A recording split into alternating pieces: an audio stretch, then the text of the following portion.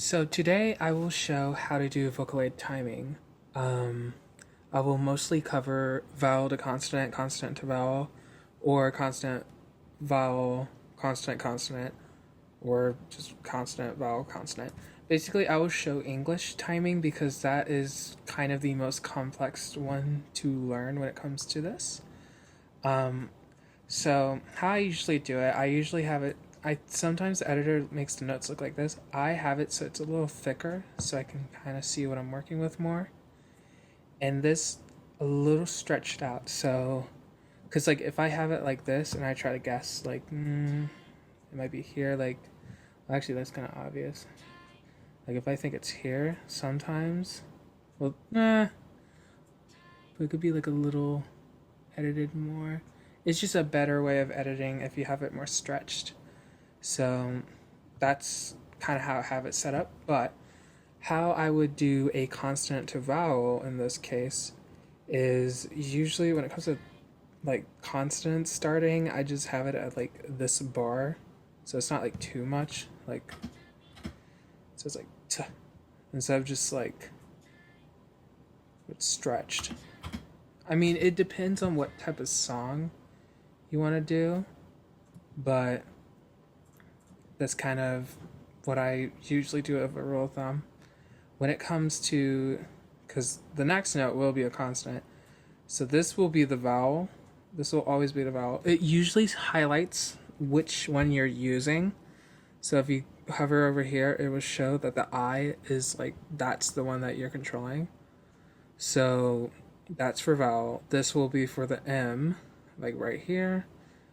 What I usually do, it depends, again, it depends on the song, but usually as a rule of basic thumb, I do 3 bars. If it's like a 6 note measure, I just do that. And I usually have the timing on 132 T because that's kind of more easier than MIDI on. This is a little complicated. I guess you could do it if you want, but I just feel like this is easier to use. So when it comes to this now, like that's the end, so I would put it at this measure, and then this would be the I for that note, so I'd put it over here. That's how it should work. And then again, this is the S, or I guess the Z for this, so you do it like that. And then that's the I, so I put it like that, and then the M. So over here. And then, okay, so, ooh, here we go. So I think we have, yes, we do. We have a consonant over a consonant. So if this is a thing, I would usually put it half of this measure, so like here, and then like in between these measures. So this is the vowel measure, that's the first consonant measure, and this is like the second one. So for the second one, I would put it in the middle between the first and the vowel timing. And then over here, that's the vowel. This is the T on the next note. Then A. This is the N. And then the T. Usually, if it's like the end of the note, I'll just put it at the end.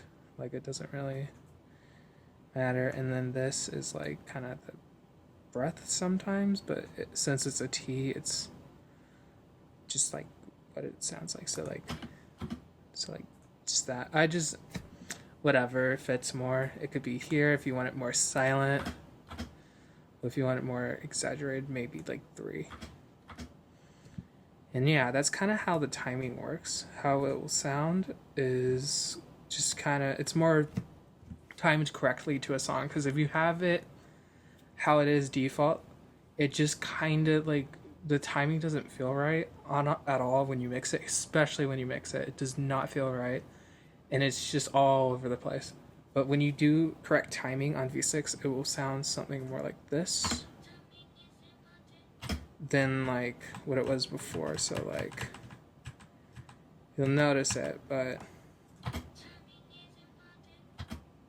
like, yeah, it's more noticeable to see when it's like an actual audio with instrumental, but that's just the number one thing I think that would help with V6. So yeah, this is kind of the basic of what I do.